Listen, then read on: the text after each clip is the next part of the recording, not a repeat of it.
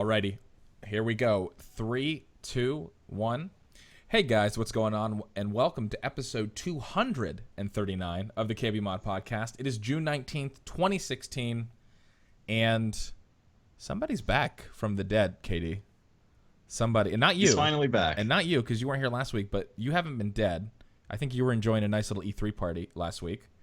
Yes, I was. So it's good to have you back, but I think there had been a lot of rumors that Brad Hutchison had passed away, I think. I don't know who started them. I think I read an article on TMZ about a meme overdose, and the first name was Brad, and I wasn't sure. No one was sure if it was our own Hutchison, but it turns out it was a mistaken identity. Some kind of rust addiction. Yes. Consuming someone. Yes. But in all actuality, I think it was more that he wasn't bullshitting us. He was graduating from college finally after all these years. Brad, how you doing, man? I made it. You made it, dude. How does it feel being free? It sucks. I'm actually It sucks. Graduated from college. It fucking sucks. What the fuck? well, I don't know what to do with my life now. Yeah. There it is.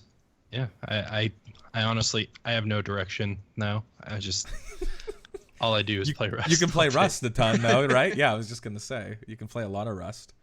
Obviously Brandon is not here this week. Do you remember where Brandon? I don't remember. I'm the only one who was here last week, so if I don't know, I'm assuming you guys don't know.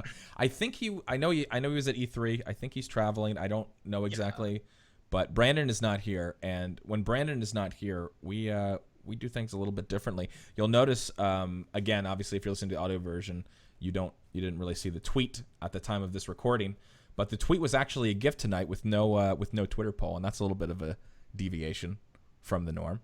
And Brad, you had a few things you thought you wanted to bring up or discuss in regards to Brandon now that you're back, and he's not here to defend himself. So I'm down to open up the floor here for. So I was listening to the KBMOD podcast. You know, after the fact, you guys had just recorded a session or something like that. I was putting it up on YouTube, and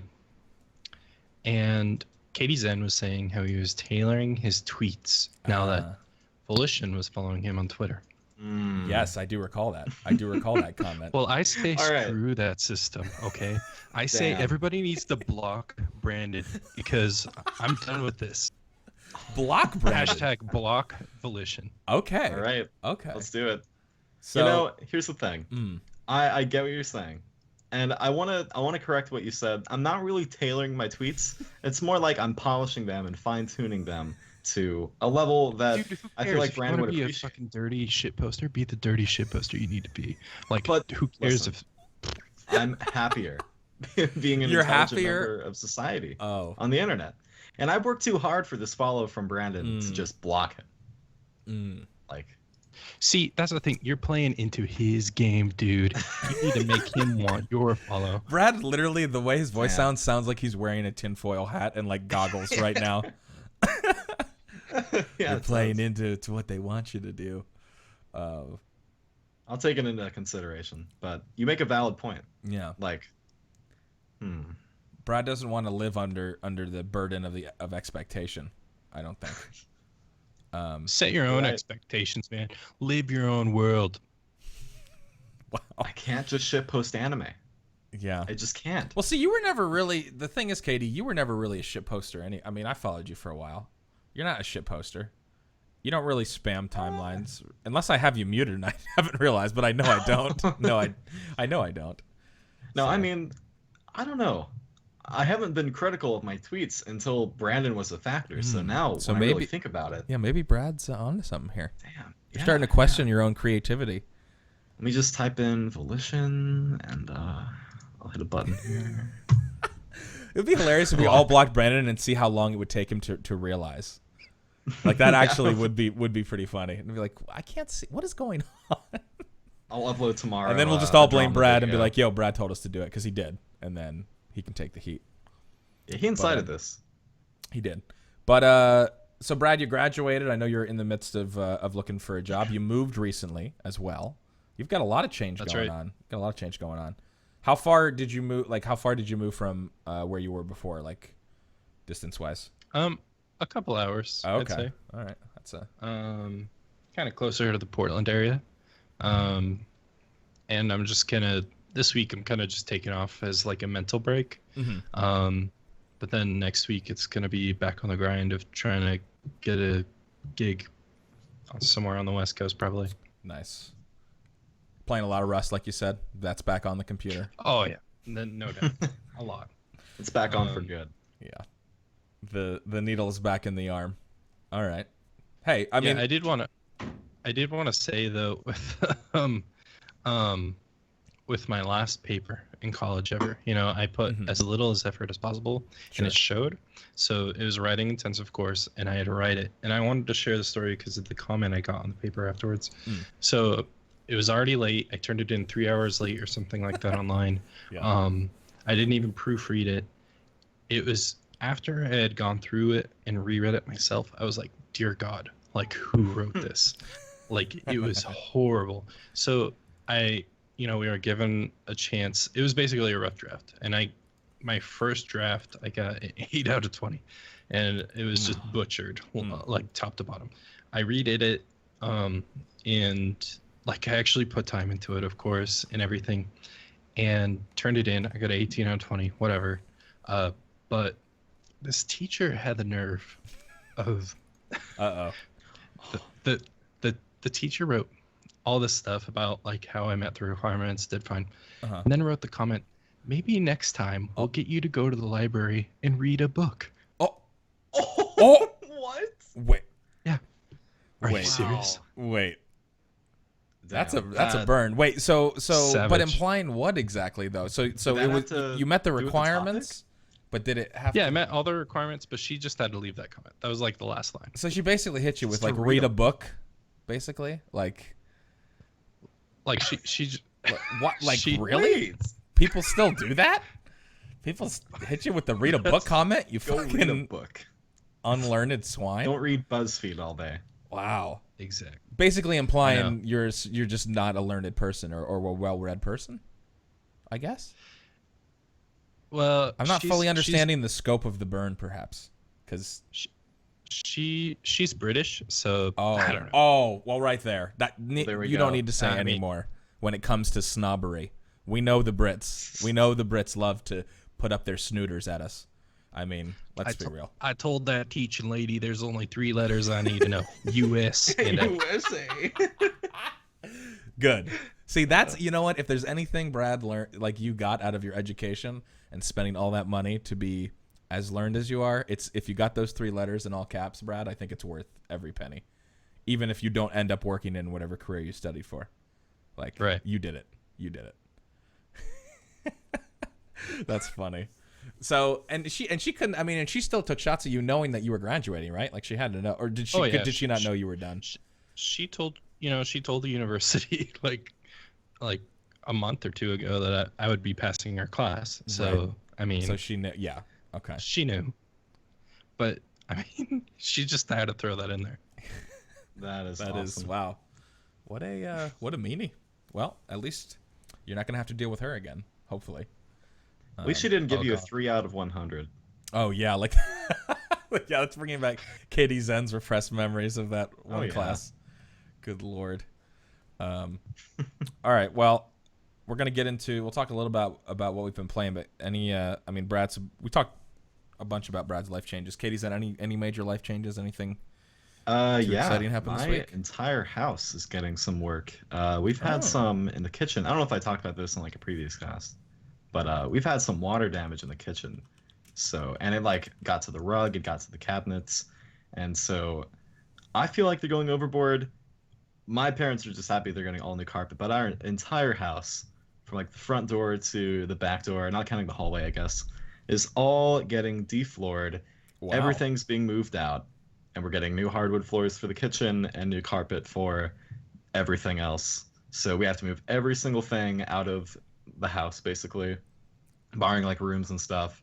So that is just That's gonna be a big. That's a lot of work. That's yeah, that's for sure. unfortunate. So I have to deal with I'm I'm sitting on my couch and just taking it in. Like it's the last time I'm gonna have this for like 2 weeks. But yeah, I mean, it's not that I can't put it off, I guess, because like Covered by like, is this insurance work that's being done? Like, oh yeah, it's okay. all insured. We're paying like a deductible, but it's all sure being reinsured. Yeah. Okay, that's good. It's all good. That's good. And but yeah, that's going on. But other than that, oh yeah, and also for E3, we can kind of segue into that. Yes. Talk about. talk The about reason I wasn't on last week, I apologize for the short notice, but I had a lot of people over every year. Always get together and watch E3 live. For the Bethesda night, I didn't even know that E3 was happening because they did their like EA Play right. for like EA that day, and I didn't even know that happened. But I didn't miss too much, and everybody really wasn't that excited when Bethesda went on. It wasn't that good, and Xbox and Ubisoft, we didn't bother watching. We should have watched Ubisoft because that's always not good, but Yes. very entertaining. Yes, exactly. I don't get why Alicia Tyler is still on that show, that presentation. I don't get it. But when Sony came on, that was where shit got real. Yeah, that is where screaming happened. It's where crying happened. It was excellent. Yeah, we're gonna talk a bunch of E3. I mean, so again, we're gonna kind of ask some like pretty cliche E3 questions, like who stole the show, favorite moment, and all that kind of stuff. We'll get into that. But yes, E3 this year. Brad, you didn't get to watch much live, right? Did you have to go back and catch up after the fact? Because I think you were moving. I caught up during a lot of I it. caught up with what I wanted to. Because to be honest, I don't know. I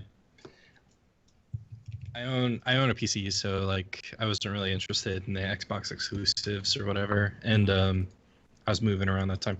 I was more interested in seeing, because there was a lot of rumors on the Bethesda showcase of what was being shown. Yep. So I kind of went through that. But I was hoping you guys could give me a run through of basically what I missed out on. Yeah, because I heard the Sony one just won the show easily. It's just, yeah, I totally agree with KD. So I did some commentary. I did commentary on the Ubisoft conference where you can do the restream. So did that with Ubisoft, and then also with the Sony one. I'm so glad I did with the Sony. The Sony one wasn't as much commentary as much as just me like, and the whole chat just going like, what the fuck? And just constantly just coming in our pants, to be honest, because Sony definitely stole the show, and in very typical Sony fashion. I mean, they've had good press conferences consistently at E3 for a lot of years. So that wasn't necessarily new, but I think it was the quantity of quality titles, Katie, that they showed, and actual gameplay too, and not just little teaser trailers.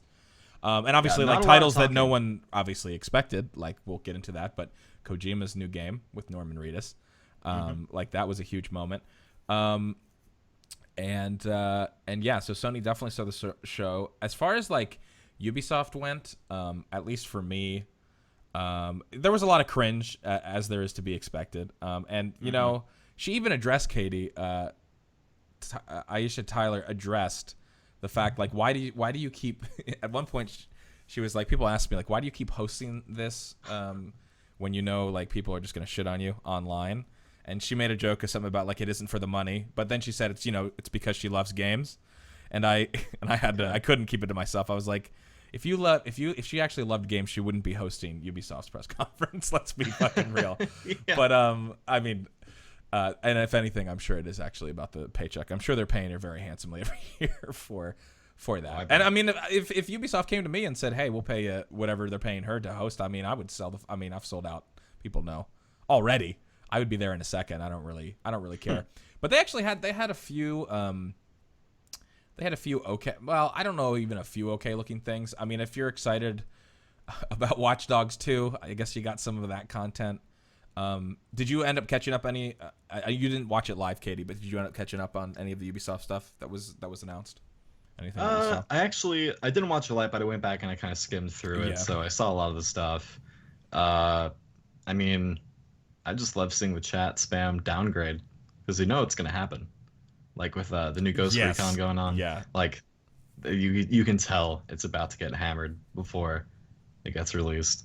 But there's probably some good stuff there. I didn't see too many. I definitely watched the cringe compilations, but I didn't really like keep up too much on it. Yeah, so there was. I mean, as far as the good stuff goes, they had a good section with Matt and Trey Parker for the new South Park game. the fractured butthole, which people knew obviously that it was that it was going to be talked about and stuff. But that section was definitely one of the highlights. Like the new South, it looks fantastic. The combat looks deeper. If you haven't played the South Park game, The Stick of Truth, so good, so unexpected. People would basically spam me to play that for like the longest time, and I was like, I don't know. And then when I played it, I was like, I totally get it. It's like just playing a long form South Park episode with actually like really solid RPG elements and like a really great story and humor. Okay. So the new South Park game looks really fantastic. They kind of went into how like the combat, you can actually, the combat's not like in the old game, the combat you are in just you can change your stances, but you can't move around. This one has, you can actually move around, and kind of adds a little bit of layer of depth depending on where you set your character up. The story looks fantastic. It's basically like mocking the whole plot that they showed is that the boy Cartman and the guys are trying to figure out a way to make the most money out of having superhero franchise movies, and like what's the best way to do it, which is hilarious. So it's like mocking obviously like all of these fucking superhero movies that come out every year, but they're basically just trying to figure out how to do that themselves. So it's got the Coon in it, and it looks like it's going to be really, really good. So that was definitely a highlight for the Ubisoft press conference. Also, at the end, they had the game. There's an open world like extreme snowboarding, skiing. Oh yeah. Called, is it Steep? Yeah. Is that the name? Steep. Yeah, I think it's Steep. It's called Steep, and it looked pretty cool. Basically, like you can. Yeah. When are they bringing back Kelly Slater Pro Surfer? Yeah. They didn't mention that, Brad, but I still play it to this day. Yeah. I've never. Is it a really good game, or are you actually being sarcastic? No, it's actually garbage. Oh, okay. Okay, gotcha. I was, because I've never played it myself, so it was fun at the time, but now that I look back at it, anyways, sorry. Yeah. No. One that kind of caught my attention. Oh God, how did I forget it? It was that VR game where they were all the birds and you're trying to capture the rabbit. Did you see that one at all? Where they're just controlling it by looking around? Oh yeah, yes. The VR, the VR that was one of the cringier moments though. So that was the VR, and they did like a live demo on stage with that. And I mean, it looks cool, but it was so funny because every time they would cut, what was the name of that game? I don't remember. But yeah, you play as a bird, and you got to exactly retrieve the rabbit and then bring it back to your base.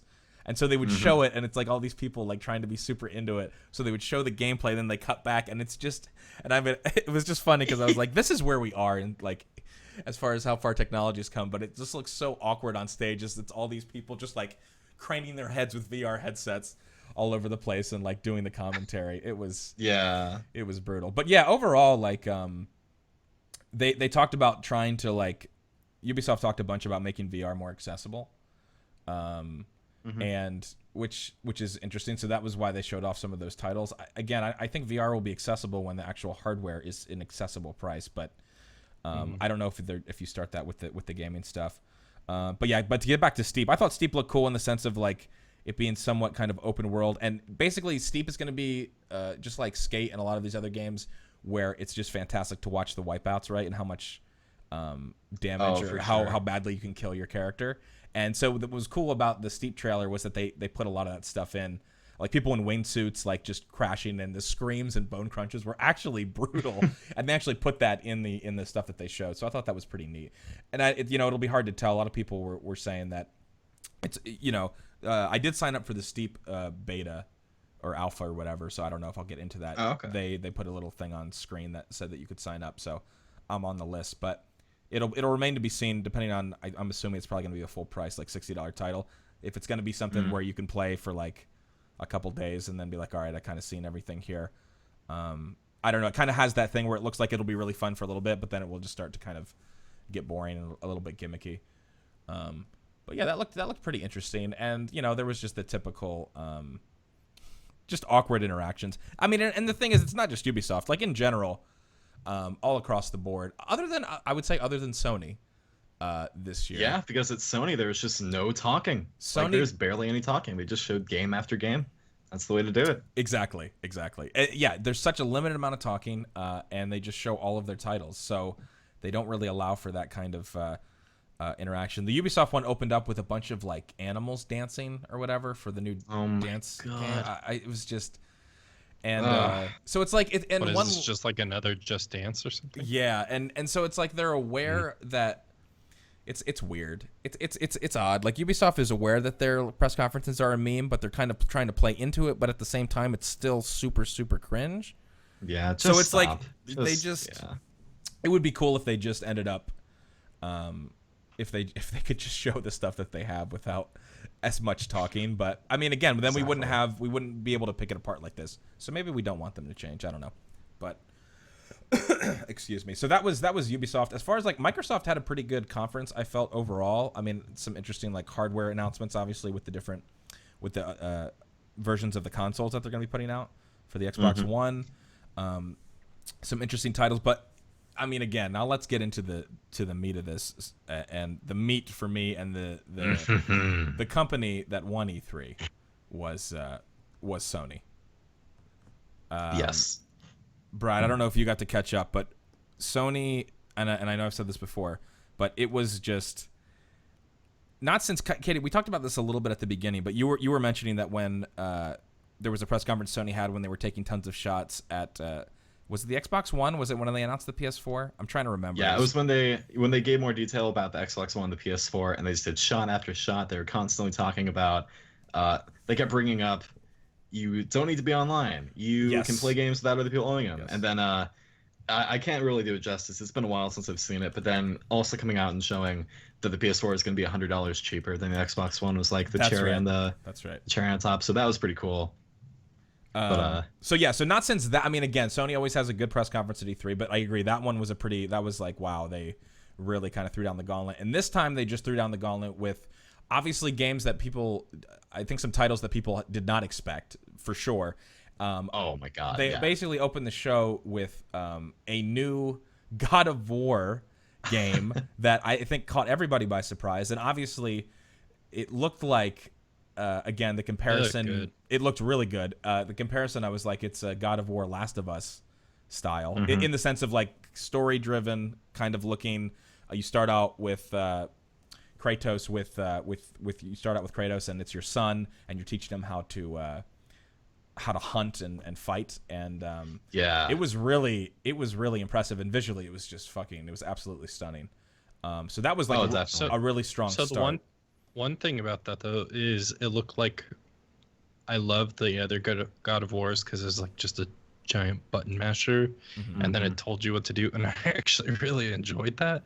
Seeing this, it looked a little less button mashy. Oh yeah, I liked how it looked. It's just, to me, it's not God of War. It's a departure from this, and I'm not even someone that I haven't played the previous God of War games. I've seen some playthroughs and stuff like that. But yeah, like you said, definitely a departure. So for me, coming into like the franchises, this would be my first God of War game. I don't have that same kind of mindset, but yeah, Brad, like you're saying, I'm sure. And that was a lot of that. I feel like that was a lot of the chatter, was that looks cool, but that's, a whole new direction for one franchise. thing that I have to say, unforgivable. This isn't confirmed, but you can definitely tell they changed Kratos' voice actor. He's not screaming like he used to. Okay. Maybe I need to confirm this, or maybe he lost it. I find it hard to believe he lost his voice like 4 years, but it just hurts. Yeah, that would be. Why'd they change that? That would be disappointing. So the thing with Sony too is, as the press conference was kind of unfolding, there were so many titles that were with solid demos and stuff like that. Even I will say this. I cannot wait. David Cage's Detroit. The trailer for David Cage's Detroit, which really good. It did. I mean, the trailer actually looked really good, and I know, again, it's a David Cage game, so I know, anyway, I have certain expectations. And regardless of if it's an absolute piece of shit, or if it falls somewhere like Beyond Two Souls, where I didn't totally hate Beyond Two Souls, but it suffered from a lot of the things that David Cage always does with his games for me. But, I'm going to play the shit out of it no matter what, because David Cage games are just a true treat. Most definitely. But no, the Detroit trailer was really solid. I gotta touch up on you want to say more about Detroit? No, go ahead. The Last Guardian. I know I don't think either of you really care for it. Yes, but yes. It looked interesting to me. Yeah. We finally got a release date for that. That's coming out in October. That totally blew me away that that's coming out. They just revived it last year, and it's already had just a crazy development hell. But it's coming out pretty damn soon. I'm gonna play the shit out of that. Exactly. And so what you're saying though is a perfect example of like they kept hitting you with stuff like this, right? Like so they show the little clip and the teaser for Last Guardian, right? And you're like, what the fuck? So like that alone, like in most press conferences for news that big for a franchise that loved, that would be huge news. And that was, Katie, they had so much shit packed in this press conference that was just like a footnote. It wasn't even like, it was just like, hey, this is coming. Like, just get ready. Another thing too, it was trailer after trailer and they talked, but when they talked, it was important. They detailed the VR. They detailed, like, they gave good introductions to, like, the next games. Yes. Like, especially Hideo Kojima. Not compared to, you know, like, EA, where they're going on and on about, you know, soccer or something, which nobody really cares. They want to see the game. When they're announcing Crash, or they're telling me about what the PSVR is going to be priced and stuff like that, I care.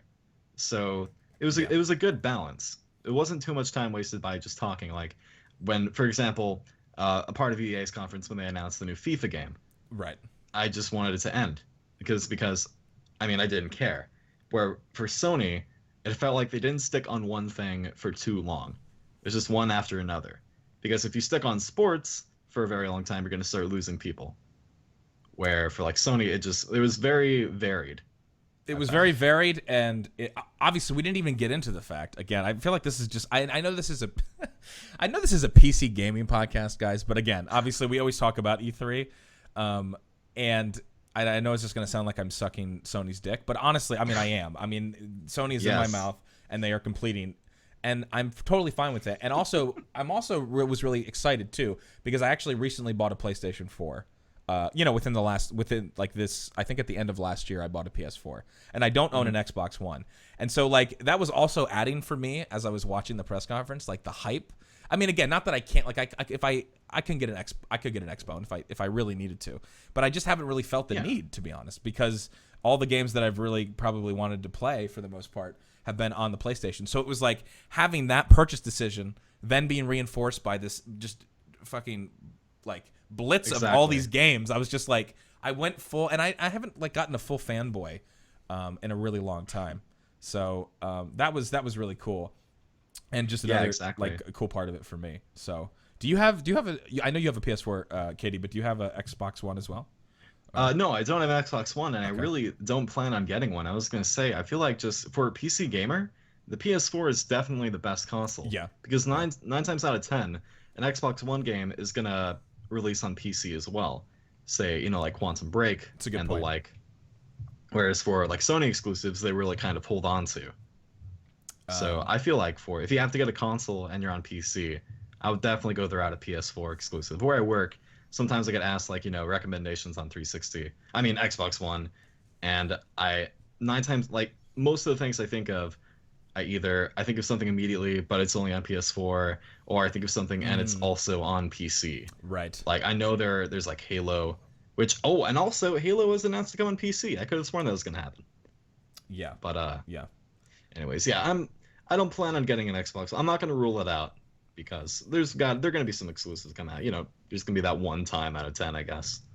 But yeah, I'm loving the PS4. Yeah. So just to and again, continuing with the Sony press conference stuff, just some of these games that I've already forgot about. There's a lot to talk about, but a new Spider-Man game from Insomniac Games, like an actually like good-looking Spider-Man game. Again, we'll see how it goes, but it looked really solid. Obviously, Insomniac, the perfect people to do it. Exactly. People in the chat talking about the Crash Bandicoot remasters that are going to be happening. That was really exciting. The Horizon Zero Dawn, Detroit. That looks so good. And Horizon Zero Dawn, the future, or living in a dystopian future with robot dinosaurs, like that shit, in a kind of open world.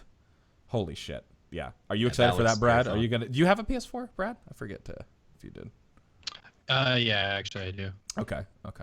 I'm excited for Days Gone just because like that's a new IP, but that's actually made not too far from where I'm at, and you can totally tell like they used Oregon as like an inspiration for that, which is pretty funny. But That's really Okay. cool. That's the zombie one, right? That's Yeah. the zombie IP, or looking Mhm. kind of again. It's probably unfair to me, unfair of me to be comparing everything like to The Last of Us, but anyway, no, I mean there's vibe. Yeah, The I mean vibe.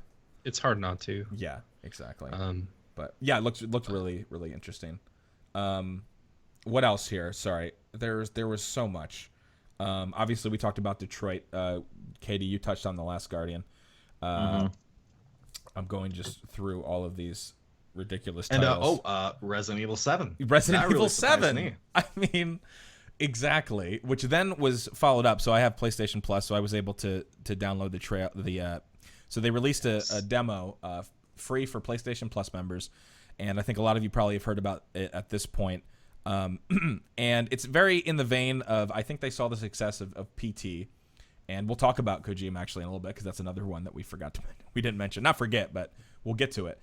And it's a new direction for the franchise. It's first person, which I think is probably surprising for some people. And the fact though is that it's actually, they're going, Katie, I dare say it, an actual like horror direction. With their roots. Oh my going God. to the You know, they've roots, said like for a it's while, not. We're gonna go back to where. Yeah. Yeah, and They're gonna go back to their roots, but I feel like this is much more than anyone expected. This is more horror, I feel, than the original game. yes, Which isn't a complaint. no, definitely, and again, so it does bear to say, or bear to mention that this is a standalone. This isn't part, like Capcom has made it very clear that this isn't part of like the actual game. Like this, you aren't playing like the beginning of the game, or this demo isn't being dropped. Like you aren't being dropped in part of the game that you'll play through. This was a standalone thing designed, to be played as a separate entity and not to be considered like exactly what the game will play out like. However, it will be first person. There will be a lot more combat. Like the way that this plays is very similar to PT. If you don't know what PT is or was, PT stood for Playable Teaser, and that was basically kind of the start of this idea that kind of the Resident Evil 7 demo is taking on, which was this thing called PT, called Playable Teaser, just randomly appeared one day on, I guess, the marketplace, right, as a demo for download. And people started downloading it, and you were just basically put inside of this house. And obviously, it's kind of become infamous now.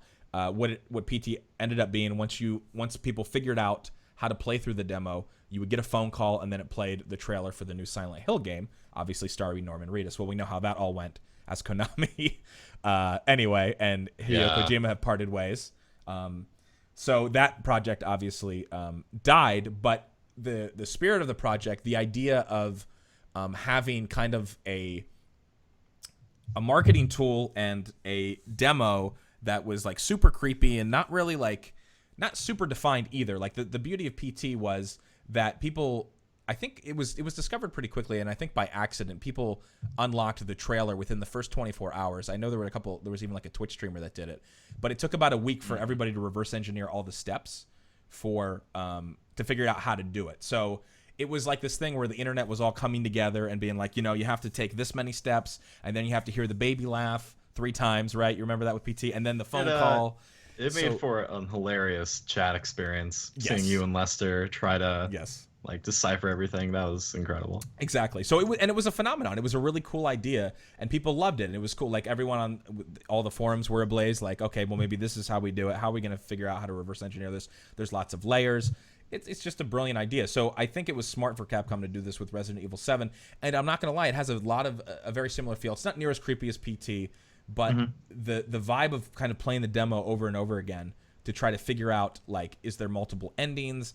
In RE7, in the demo, there is a phone call section where you can hear, I think there's 3 different messages that have been confirmed. But the thing is, it all ends the same way. And sorry, spoilers if you haven't played the demo. But it all ends the same way no matter what anybody has tried to do. And this is kind of where we're getting into an issue where there might be a lot of disappointment. So there's been a lot of information out here in regards to this demo from Capcom, from people like that work in the France PR, that work in Germany, as little clues that they were giving at the beginning, because you basically pick up a bunch of different items, and then can kind of advance through the demo, and you can go out the front door to get an ending. You get a key. You can go upstairs and get a phone call, but it all ends with you getting punched in the face by a guy saying, "Welcome to the family, son." And so people were convinced that there had to be more to it. While there was multiple ways to get different phone calls and stuff like that, there was like 4 different things, that there had to be like more to the demo, because there was this fucking mannequin finger.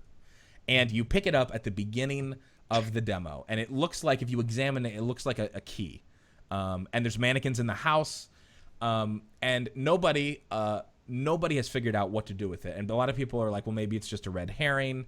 But then we heard some like mixed messages. Someone at Capcom was like, no, definitely there's something to do with the mannequin finger. Something can be done with it. Then that post was deleted. And then eventually, so Maximilian, sorry to bring you down this rabbit hole, but I've gone deep on this.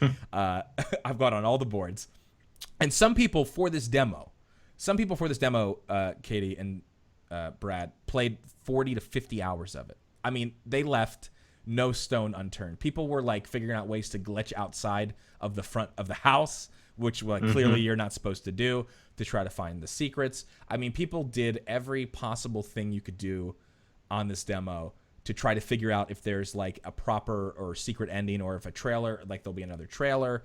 And the thing was, there was a lot of different clues. Like if you, from the footage that they showed during the Sony press conferences, and this is where I'm coming back to, there were things that were shown in the trailer that no one has found in the demo yet. So people were just like convinced. So people are doing things like changing the, the date on their console to the date of the happenings in the game, trying to use the microphone, because just like in PT, remember, you had to say Jareth, or at least use the sound in the mic to try to get a phone call. So it was cool. And I mean, the internet honestly was ablaze for a really long time. Tons of Reddit posts, stuff on GameFAQs, people just kind of helping each other, watching. I mean, I was streaming it, I think day 2 that the demo was out, and trying to run through a bunch of stuff. And I had like 15, 16, 1,700 people in there watching, because everyone's just trying to help figure this out and giving tons of advice and trying little bits of everything.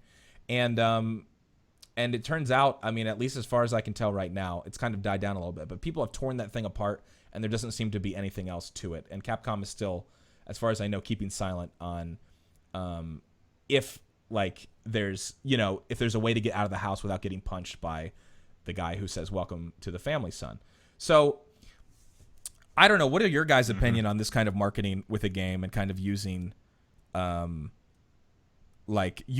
a demo or a playable teaser as kind of hype for the game? I think it's pretty brilliant. Now, the reason this might bite Capcom in the butt, and I don't think it ultimately will, I'm still going to play RE7 because I like the demo, and I really like the direction the game's going. So, and I didn't put in 40 or 50 hours on the back of like something that a Capcom rep said that might not have been correct. So, I mean, I only put in maybe 4 or 5 hours. So I'm not like super upset. Plus, it was a free demo, so what the fuck ever.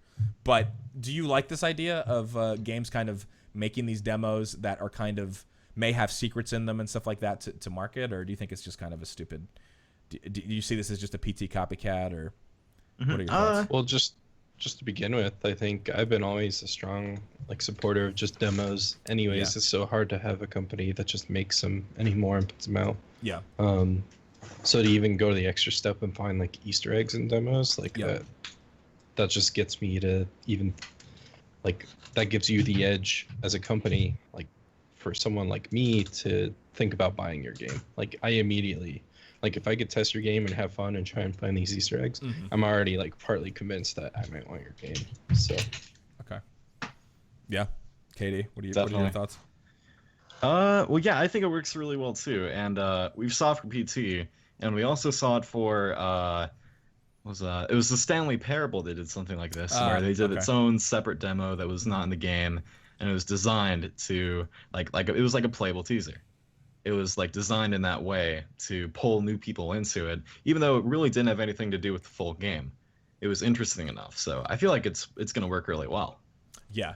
No, and absolutely, and I agree. I'm on the same mindset, and I think that's generally the mindset of most people. I think, and I think a lot of the frustration that I've seen is just I don't think Capcom kind of had all of their had everyone aligned, like as far as what they were going to say or not say in regards to the demo. And what it looks like is where the confusion comes in is the people that were saying stuff were not people that were necessarily qualified to be talking about like certain parts of the demo, or it was a lot of like kind of mistranslation where in their mind 4 endings or whatever is like an ending is picking up the phone and hearing a different line of dialogue, but then you still get punched in the face, right, with the same result. So I think in their minds that's considered as a separate ending, and that's where a lot of the confusion kind of came in. But overall, I mean, it's definitely done its job of building hype for the game. And overall, as far as like an actual product and like going around in the house and how creepy and realistic everything looks, and the sound and just kind of the idea of it, and it had the same kind of intrigue that PT did if you played the PT demo, where you would just keep going through these cycles. And it didn't, I mean, it got old eventually and frustrating once, you know, you started realizing that maybe there isn't anything else here. But just for that moment of being like, wow, like maybe I could be the first person to like unlock this thing, right? Which would be really cool. And that was what a lot of people were going for with the RE7 demo. You know, and again, just like the intrigue, like, and there were really cool and legitimate Easter eggs. Like there's stuff like with when you put there's a section of the demo where you put a videotape in, and then once you put the videotape in, you play as the camera guy in the same house at a different time period. And that's like people have been trying to figure out, like you can put the tape in multiple times, and once you put the tape in and interact with things in the house in that time period, when you come back and the videotape is out of the VCR, like items will appear and stuff like that in the demo. Okay. So anyway, so it was a really cool, like it was a really cool idea, and it didn't get old for a while. Like people were really able to kind of walk around in this demo, and again, definitely on the belief that maybe we'll be able to get out of the house without getting punched in the face by the crazy. But I think the direction for the series, I'm excited, and like you said, Katie, maybe even more creepy than Resident Evil really has ever gone before. If the demo's any kind of inclination, though they were very careful to say that there's gonna be action and combat and stuff like that, and like you do at one point pick up an axe, and you can if you hold like right. You can hold the axe in front of you to block. Definitely showing kind of some of the mechanics of what the combat will look like. You can break some boxes and some mannequins in the game. But there's no combat in the demo? No, there's no actual combat in the demo. You can't fight the guy who attacks you at the end and all that kind of stuff. But and you haven't tried the demo yet, Katie. I think you should try the demo, and we should talk about it, because it's worth even just running through a few times to see the few. If you know what you're doing, like you can run through like all the endings in like a really super short amount of time, like for sure, a few minutes. About how long do you think it is, just for like a normal playthrough? Yeah. How long do you think the demo would be? Oh, how long do I think the demo would be? I think the first time that I did it, how long was it? I think it was probably maybe like 15 minutes to get the like most simple ending. So it's not super long. And that's where kind of the depth comes in. Whereas if you keep doing it and trying to get the different endings, you know, then you can do 40, 50 minutes. And then obviously that kind of extrapolated out to people going fucking insane and playing 40, 50 hours. So, yeah. Another thing worth mentioning about it is that the entire game is going to be playable in VR. Yes. They said it was just for PSVR at the demo, but it's not going to be PS4 exclusive, which leads me to believe that maybe get some Oculus support, some HTC Vive support. But, that'll be interesting. That was the other thing, them talking about that being in VR. Again, I know we kind of got a little bit off the beaten path, but I did want to talk a lot about the RE7 demo. Sorry, I've been obsessed with it, as you can tell. I can't believe it. I know, right? For a while, and it's sad that it looks like there isn't anything more to it, but it definitely is cool for what it was. And then as far as the other thing that happened, so they did a Call of Duty Infinite Warfare kind of gameplay demo showing as well in the Sony press conference, and someone in my chat while we were watching that was like, and again, people were like, I thought it looked okay. Again, I haven't played a newer Call of Duty game in a while, and you know, Call of Duty gets all the hate, but someone in my chat was like, you're having a pretty good E3 if the thing people are most upset about in your press conferences is the new Call of Duty game. Like that was like what got the most groans for the entire Sony press conference, and the rest of it people were super pumped about. So sure. Speaking of Resident Evil, and speaking of PT, yes, I think it's time to segue into our favorite moments from the show, which for me is going to be Death Stranding. Death Stranding for that one. This is going to sound really cheesy. Yes. But this one point about the trailer So Kojima comes out and he's announced on this grand stage. The floor is lighting up for him, and he shows off a trailer for his new game. And I'm sure you all have seen it by now. But just this moment where you're not really sure what the new thing's going to be, and when you see that it's Norman Reedus again, and he has like, bear with me, he's got this relieved. Yeah, for these people who haven't expression seen this, yes, exactly. Yeah, and everybody there is so happy that Norman Reedus is back on the project with Hideo Kojima, and so we're really happy. Yeah. And Norman Reedus is appearing really happy. It all just kind of blends together. I don't know. I just thought that was cool. That was probably one of my favorite moments. That was I feel definitely. like the trailer might have been designed that way. So we'll just jump ahead here. We didn't really talk about what we've been playing this week, but I'm sorry, we have so much E3 talk that we're just, who gives a fuck about what we've been playing? I mean, I basically told you I was playing the RE7 demo, but so we'll just jump into. So this is we're gonna use this, Katie, this segue. Favorite moment. So your favorite moment, definitely this one. With Kojima for sure. Out. And I totally agree. That was definitely mine. Did you hear the crowd erupt too? Oh, when he came out with it was like I got chills. And then so that was an amazing moment when he got the crowd reaction. That was incredible. And then to go right into the Death Stranding trailer, like which the music was amazing, and it was like, but what the fuck am I doing? And then you see Norman Reedus from the back, and you're like, is that Norman Reedus? And then you realize that it is, and then he's got, like you said, a fetus attached to him, and you're like, what the fuck? And then there's dead whales everywhere? Dead whales. Dead whales everywhere, and then there's just fucking like humans or creatures or something suspended, aliens all around. I feel like I got inspiration from Life is Strange. Yeah. Like oh, that, do you? Yeah. Beached whales. Yes, the beach whales. Exactly. Must be taking place in Oregon, as well. But it's a new place to be. Yeah, that definitely that whole section. I agree, Katie. That was my favorite moment of E3. Just poof, I had the goosies all over my body after that. Yeah.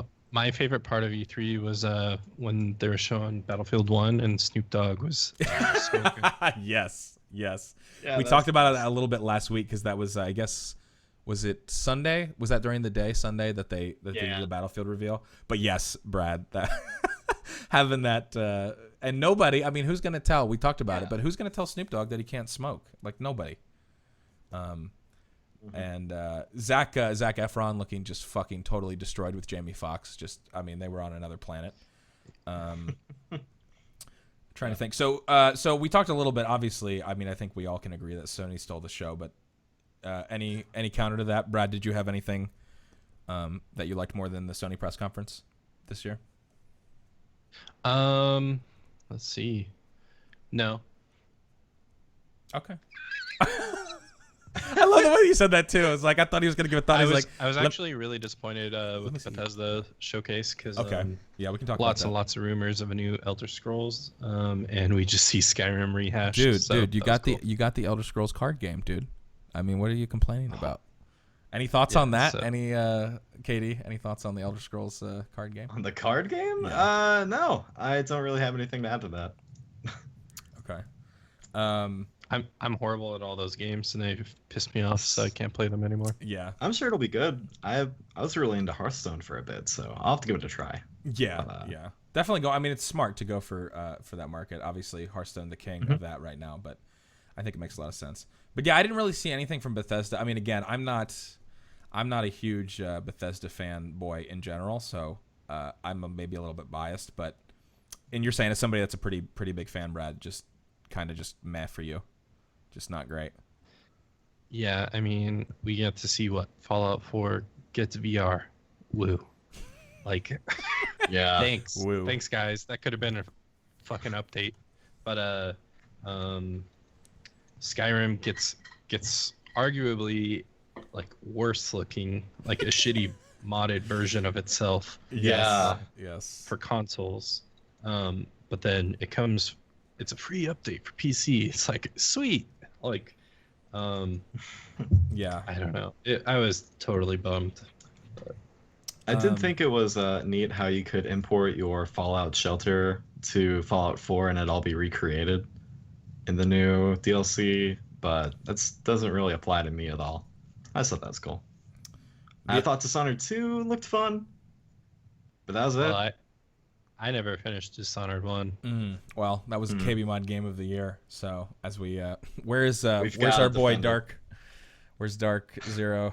Oh man, Darkwing, to talk to us about that. But he's gonna, if he's here, he's gonna put in his picture of the signed copy. But we already talked about the fractured butthole. We did talk about that, about how that was. I mean, this new South Park game looks absolutely fantastic. Okay, so no, we are skipping over this a little bit, but the podcast last week as it was happening, we talked about the Quake reveal. So I was surprised. I had asked Brandon before the show last week if he thought that like there was going to be a new Quake game, and he was like, no. So that was my. So we'll get into biggest surprise. That was my biggest surprise, was seeing that they're bringing a new Quake game out. Again, people are like really negative on it because I think somewhere it says, I mean, it's clearly like there's classes and stuff like that. So people are like, well, how, that's not the Quake formula. I'm still gonna wait and see. Obviously with Doom, like that multiplayer doesn't really have any identity, and it's not like terrible. So I'm hoping they don't necessarily go that route with Quake. But I'm cautiously optimistic about it. And so kind of just want to wait to see. Well, we didn't really see any gameplay on Quake, right? It was just a rendered trailer, right? They showed a pre-rendered trailer, and some of the characters, like, people were just like, they looked like Overwatch ripoffs a little bit. Not ripoffs, but in that same style. And so that's another reason people were just like, it looks like they're just trying to appeal, even with the pre-rendered footage, like they're just trying to appeal to kind of the newer kind of market, and not as much to kind of the old school Quake players and stuff like that. Which, again, I'm sure if they're smart, they're going to appeal to whatever is current. You know what I mean? But also, I mean, Doom has proven, right, that was like a good balance. People really like the Doom single player stuff, and they were able to find kind of the common ground between what made people really enjoy Doom and also kind of bringing it into the kind of the newer shooter realm. So I have a little bit of faith. I think I'm definitely down to play it when it comes out. So we'll see. So that was definitely my biggest surprise. What about you guys? Any other surprises for you? I mean, I really wasn't expecting the God of War, but I'm not the most excited about it. I think that was the most surprising. But yeah, Death Stranding all the way. Death Stranding. I was pretty disappointed in Nintendo as well. Oh, we forgot to talk about. Oh, wait, how are you disappointed? What do you think of the new Zelda? We got to talk about this. Yeah, that's gonna be great on my Nintendo NX. Like, okay. as a Wii U owner, like, I didn't get shit, so I'm trying to sell it. Yeah, I'm trying to get rid of mine too. I mean, I play Smash Bros. Oh yeah, Smash Bros was great for a week, like, and then that was like it. Mario Kart. Oh man, this is really different. I mean, I had a lot of It's not friends. really at all. No. I know a lot of people still play Smash Bros, so I play that pretty often. But other than that, there's nothing really. Yeah, Wii U didn't turn out that well. But we got the Wind Waker HD and we got Twilight. Yeah. Sorry. So, but you were excited, Katie. I know you're a big Zelda fan, so you were excited to see what you saw from that. Oh yeah, Zelda Breath of the Wild looks fucking great. It looks different, but I'm cautiously optimistic about that. I mean, I know I just said it looks great, but listen, it's doing a lot of things different. It's got voice acting, but not really. There was a narrator that said the name Link, which means, can you name your character? You don't have like a certain sword and shield or armor that you carry throughout a lot of the game. You're picking up different weapons that have like durability. So it has a lot of really, I hate to say, Skyrim-esque modern conventions because I hate comparing games to other games, but the new Zelda is not looking like it's really following the formula of other games. In an interview with Aonuma, I think that's how I say his name, who's like the director of it, he was talking about how you could beat the game without even doing any of the story. From the start, from the get-go, it's open world, you can just go right to the final boss. He said it was up to the player whether or not they wanted to find out why Link's here, why he, awakens the way he does. But if you don't want to find that out, you could just go. And so maybe speedrun oriented that'll be, but it's very interesting. And I love how much they showed us. Like, it felt like we saw so much, but at the same time we saw so little, just because like seeing all the new stuff about how the game works. But it looks very, very interesting. And here's hoping the Wii U version will be a good way to play it, and you don't have to get it on the NX. because I know in a few like months from now when they show it off, it's gonna be like NX is the go-to platform supposedly. Yeah. But yeah, I'm gonna play that for a week or a month. I'm gonna request time off. Okay. I already know. That's good. I mean, it's good to have one Nintendo fanboy who isn't totally jaded. Like, I think Brad's pretty jaded. And I've never owned a Nintendo actual console. I've owned a Game Boy, but I was never played any Nintendo games growing up. I was all like Sega and stuff. So, yeah, I have really like every time there's any Nintendo news, I'm just like, whatever. Like, I mean, I enjoyed like going over friends' houses and playing Smash and playing Mario Kart and stuff like that. But, I don't have like the kind of attachment to the franchises that a lot of people have. So, I gotcha. But I'm glad you're excited about it. I mean, and not just you, Katie. I mean, a lot of people are. Like you said, cautiously optimistic because it is, like you said, a departure. People are noting from the formula. So, definitely. All right. So obviously we could talk E3 forever. I could too. I mean, don't get me started. Does anyone want to mention Sony one more time so I can talk about the RE7 demo a little bit more? I'm sure you guys we didn't really cover that. Yeah, no. Before we move on to okay, one more thing I do want to talk about. I'm sorry. I was just reminded. So someone in chat triggered me because they said, "What about no Red Dead 2 announcement?" So obviously, I talked about this a bunch. No. I was like, man, like maybe like I don't think it's gonna happen because Rockstar. People would point it out. Rockstar pretty much does their own announcements. They don't let other people do it for them. If they're gonna announce it, they will announce when they are ready. Because if you remember GTA 5 it was a trailer just randomly appeared on YouTube and it would like took the fucking internet by storm. So no one like I didn't really think that Red Dead 2 was going to appear at E3, but I had a little. Maybe I was like 10% hopeful. And I did say this, I stated this multiple times. I was like, if it's going to happen anywhere, it could happen at the Sony press conference. And as the Sony press conference continued to keep like blowing my mind, I was like, man, it's going to happen. Like Sony's going to be able to reveal Red Dead 2, which obviously didn't happen. However, not long after the press conference was over, there was a rumor swirling around that Red Dead 2 was actually going to be teased and shown, like a trailer was going to be shown by Sony, but because of the mass shooting in Orlando and the events kind of surrounding the timeline, they didn't want to show the trailer because they thought it would be in basically poor taste because there's apparently someone going into the saloon and shooting a bunch of people, and so just kind of out of respect they didn't want to show it. And so that's kind of why, if you remember they showed what was the name of the zombie game that you were talking about, Brad, that they showed the gameplay for? I can't remember it, but Days Gone. Yeah, Days Gone. So it was kind of the Days Gone reveal. Remember, it was kind of disjointed, where they teased it at the beginning and then they showed like a kind of gameplay trailer at the end.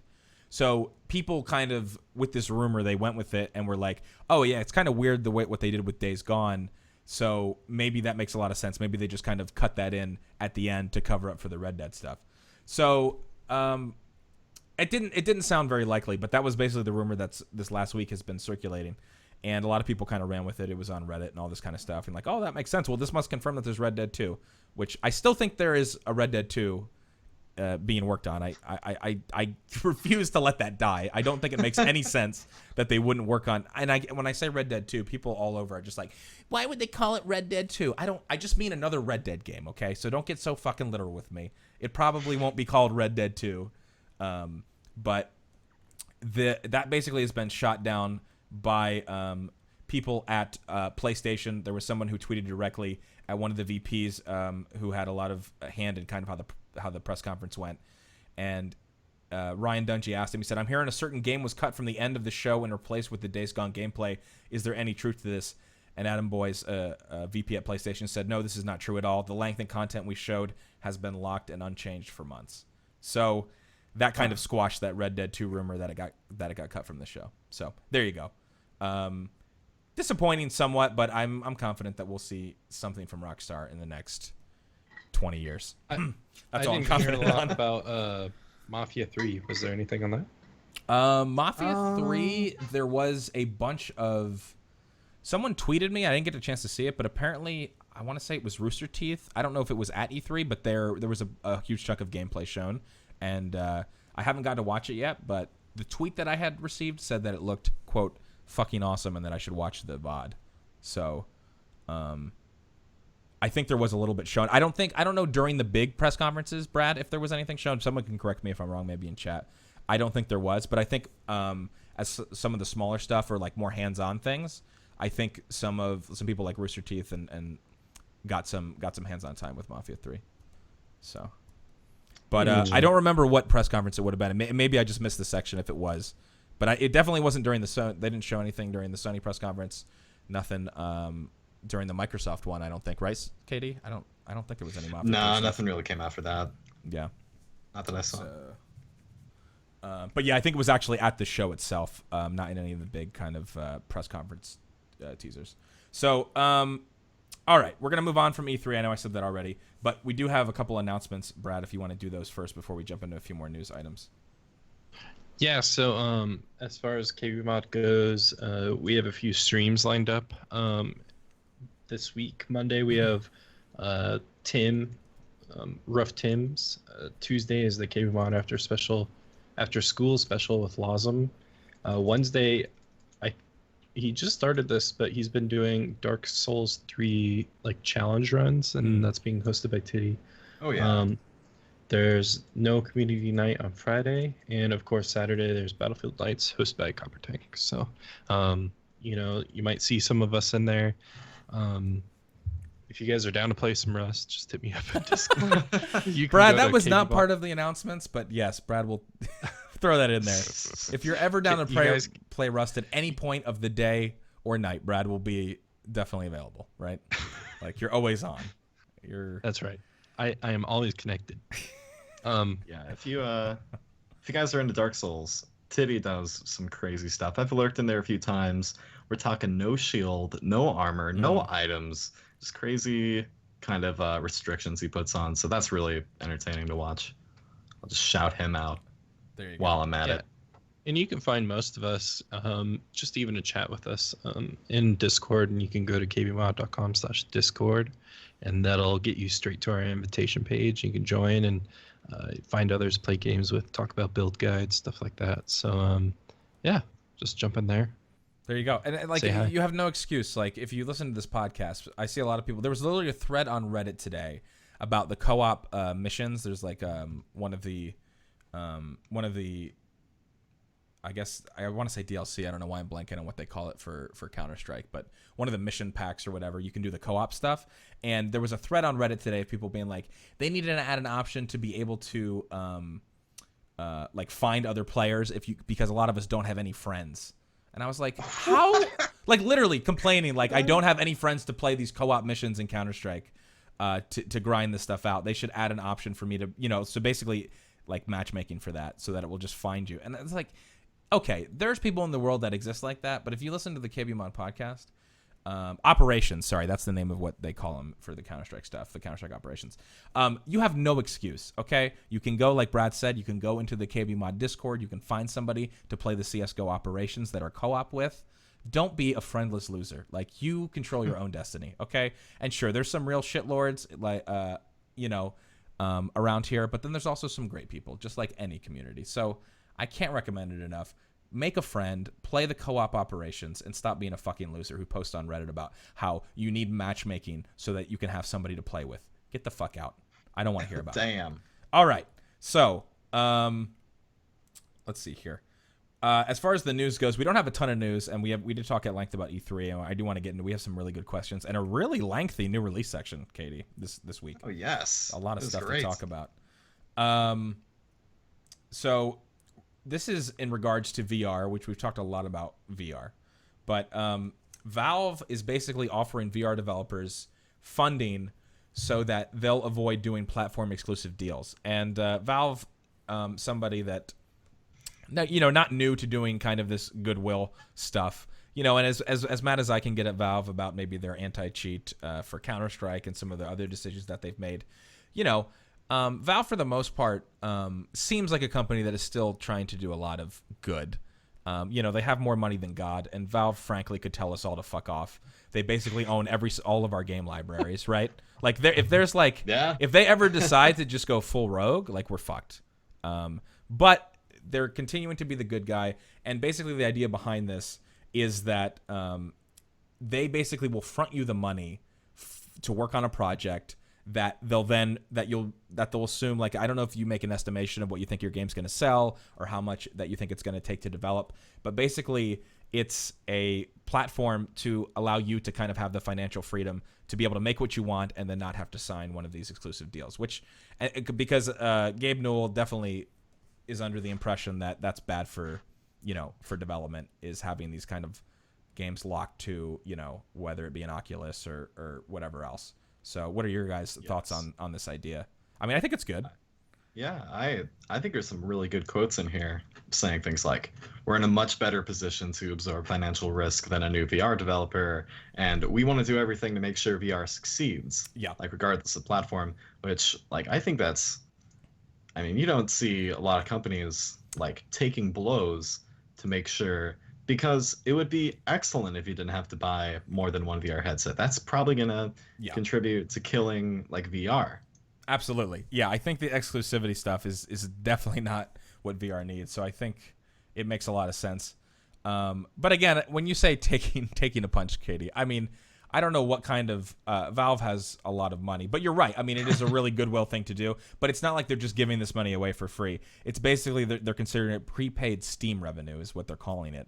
And obviously they'll recoup that once whatever the development cost, hopefully if the game sells. I don't know, but you're right. I mean, I guess potentially if the game is a total piece of garbage and doesn't sell anything, like, does that mean are they like, is then Valve just out of that money, or is there a way for them to recoup it? That's, I guess, some interesting questions that are going to have to be asked. And then, like, who's open for this? Like, is it going to be like Greenlight where everybody's going to be applying? I'm assuming there's like a pretty solid vetting process, but you never know. Yeah. Knowing Valve, it just might seriously be like emailing the right person. Could be. So anyway, just kind of an interesting idea, and I don't know when I'm going to buy my VR headset. Like, it's definitely not anytime soon, not until the price goes down. You guys have any thoughts as far as when you're going to jump into VR porn? I mean, buying the VR headset. I'm probably going to wait until a couple generations in when all the kinks get worked out. And then there's because I don't know, there's still some drawbacks with the current ones. And I just imagine like the next iterations, like the Vive, for instance, people complain it's too heavy or it's uncomfortable compared to the Rift, but the overall experience is better. So I imagine as the new generations come out, like they'll only get better and better and more affordable.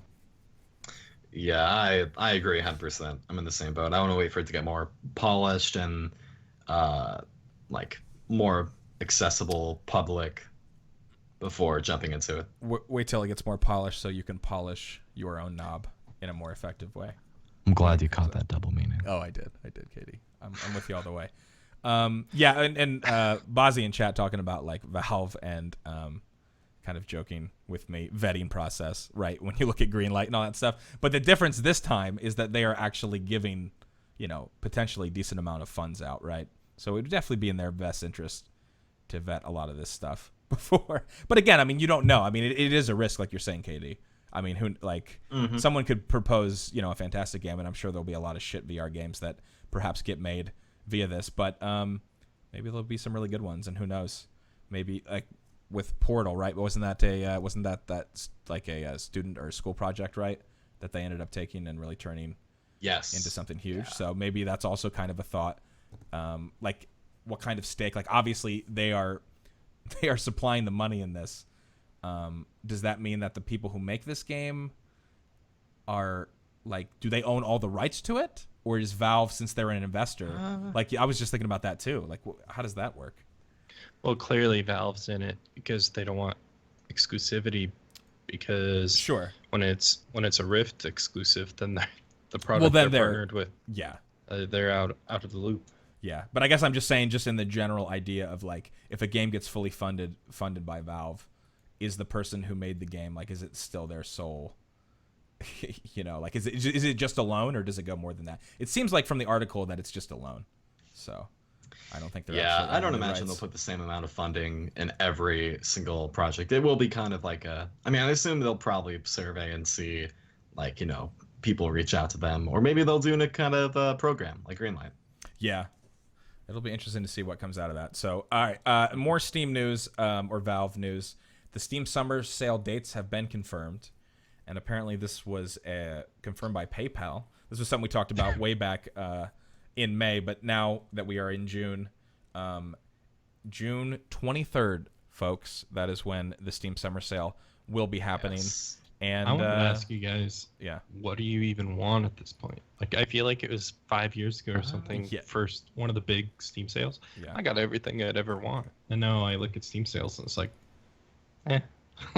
Like, Well, yeah, I'm kind of excited for this year because I felt that way too, and so I made a little document and I filled in all titles that I want to look out for. Yeah. Because there are a lot of little indie stuff and like new things that have come out that I want to pick up on sale, and I don't have to monitor like what day it's going to be the cheapest price because of the new kind of like didn't they say they're getting rid of the daily deals? yeah, they did that last Yeah. year, I think.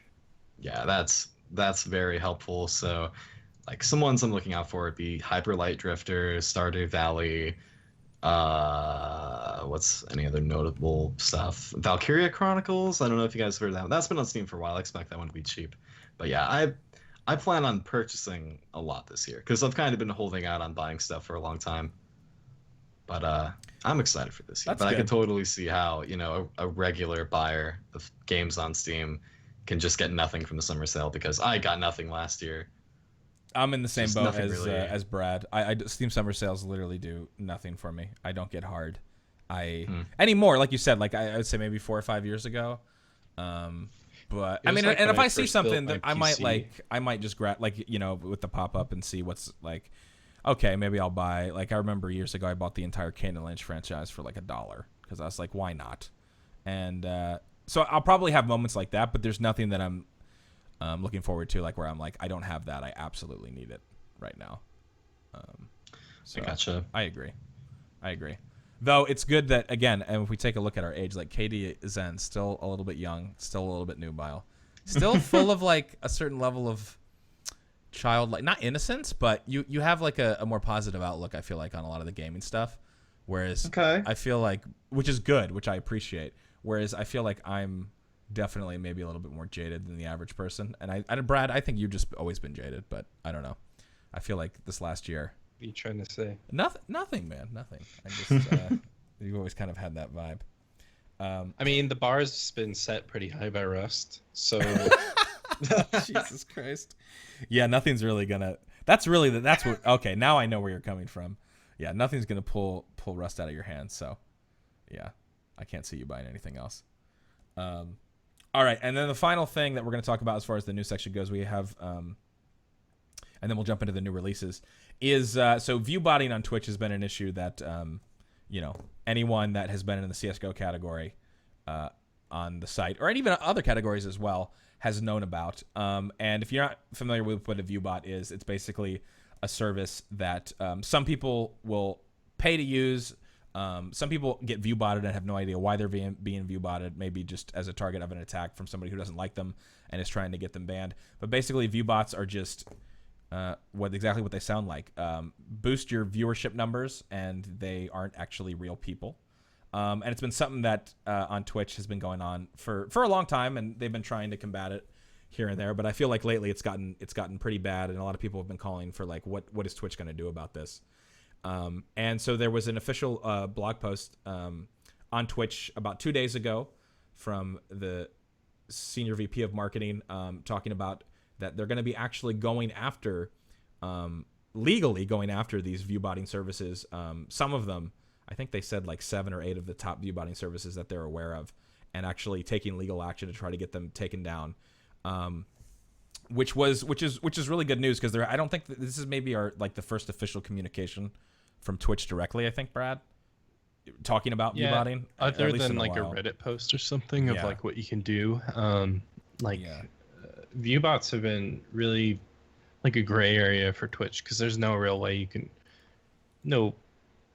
way without like corresponding other data that they have of like figuring out what the source of these viewers are. So seeing that they're actually just ended up like, screw it, we're not gonna try and change our service, we're actually just gonna try and go after the people that are exploiting our service is pretty interesting, and be public about it.